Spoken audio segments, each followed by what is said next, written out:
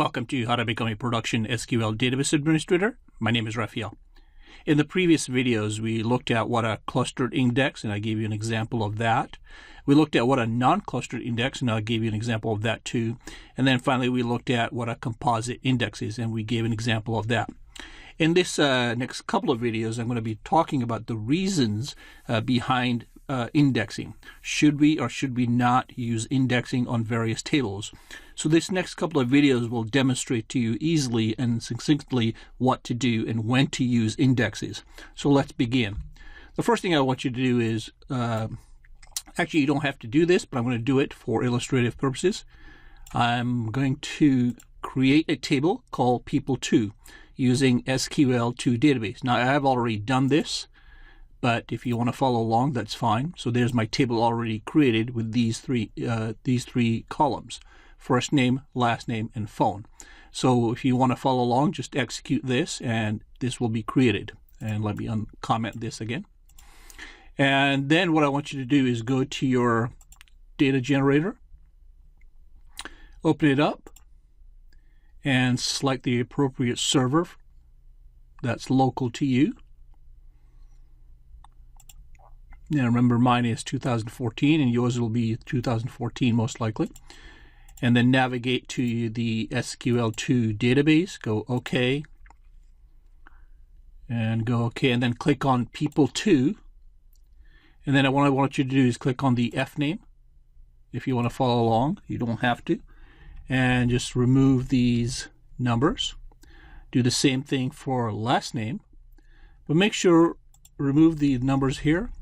Another thing I want you to point out is, I may have not noticed, is here for some reason is picking up first name and it should be last name. So change that last name to first name to last name.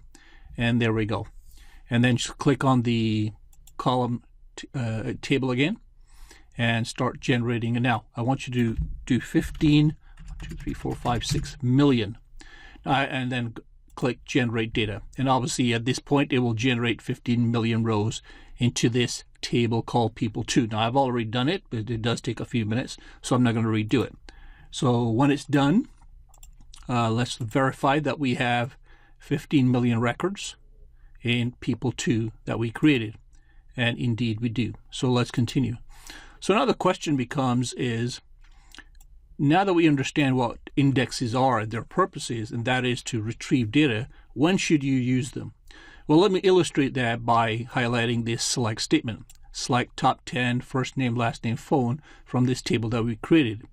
If I execute this, you can see that there are 10 rows here. Now the question becomes, if I ask you the question, find the phone number for the last name Lambert, what are you going to do? Well, you're going to go to the last name column. You're going to go with you scrolling with your eyes until you see Lambert. And you'll get the phone number here, 406-501-4307. So it's fairly easy. So do we need to index that? Not at all. You can easily scan it and redo it. What if we had a little more data? We had 10 rows here. What if I asked you to look at a table, contents, and you can imagine this as a phone book, that there were 100 records now. So if I execute this, and I ask you to look at the keyword for Conrad, then obviously you'll do the same thing. You'll probably just scope with your eyes, navigate down until you find Conrad, and there he is. So that was fairly easy. So is there any need for indexing on there? Not really, because it's relatively easier just to scan the entire table.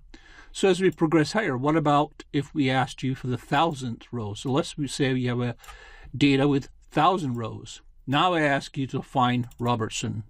Well, you're going to do the same thing. And obviously you're going to scroll through. Now it's getting a little more difficult, but Robertson. So obviously we're going to scroll through down. Now you can see that as the progressive data gets larger and larger, it's becoming a little more difficult for me to navigate to that last name, Robertson, and find it. And it's taking a little more time as each time the data gets larger.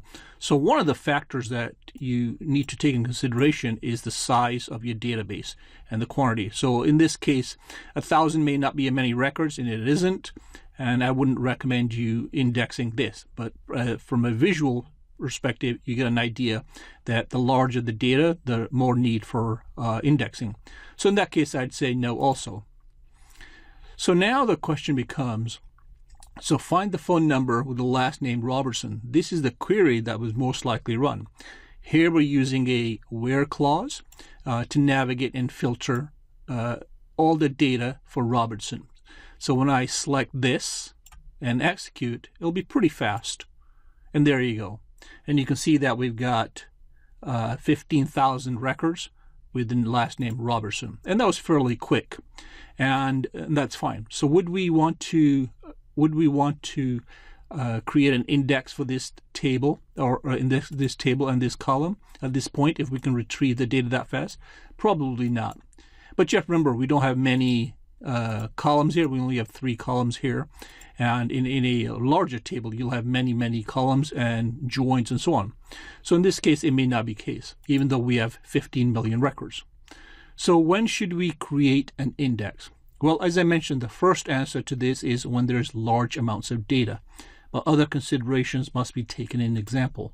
So this is one of the criteria when you have large amounts of data. Now, obviously, if I were to just do this select statement from all the 1 million rows or 15 million rows, and I were to ask you where is the Robertsons, it's going to take you a tremendous amount of time. So you may have an option to index this.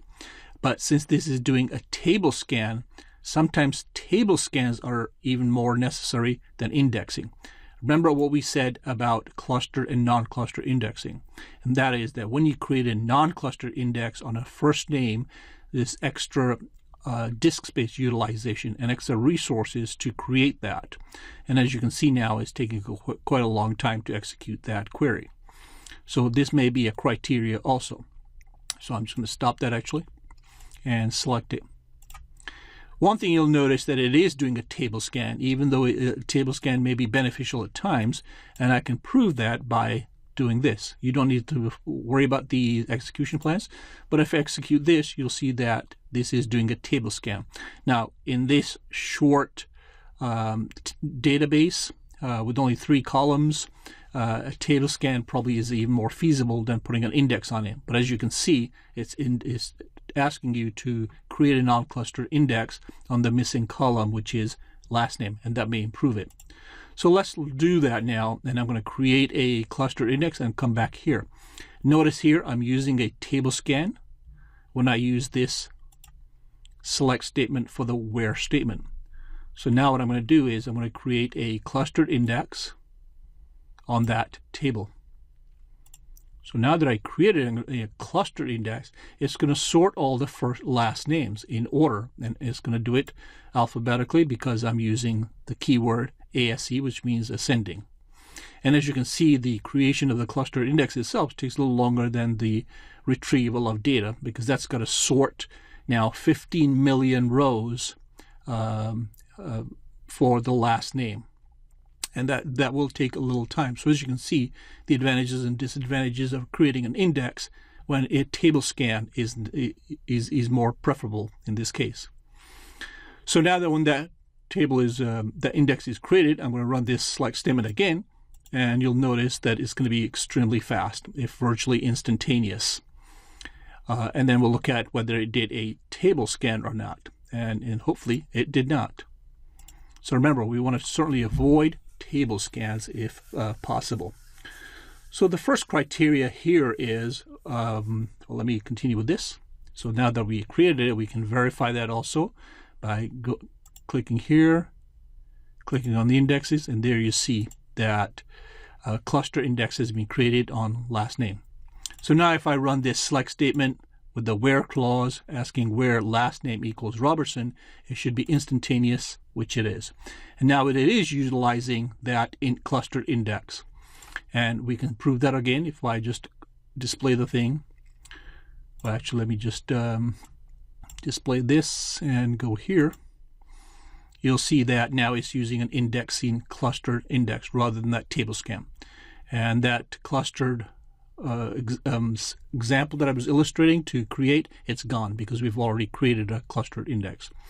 So now as data builds and it's sorted, we'll see a tremendous amount of improvement. And if we just do a select statement and look at the last name, you'll notice that indeed the last name has been alphabetized. You got Adams, Alvarado, Alvarez, and so on, and Bates, and so on. So that's been organized. So one of the first criteria, one of the first questions you should ask when you're considering indexing is look at the large size of the data and its utilization. And so this is the first criteria that is answered, and that is when you have large amounts of data, but not always. Just because you have large amounts of data is not an absolute criteria for having indexing.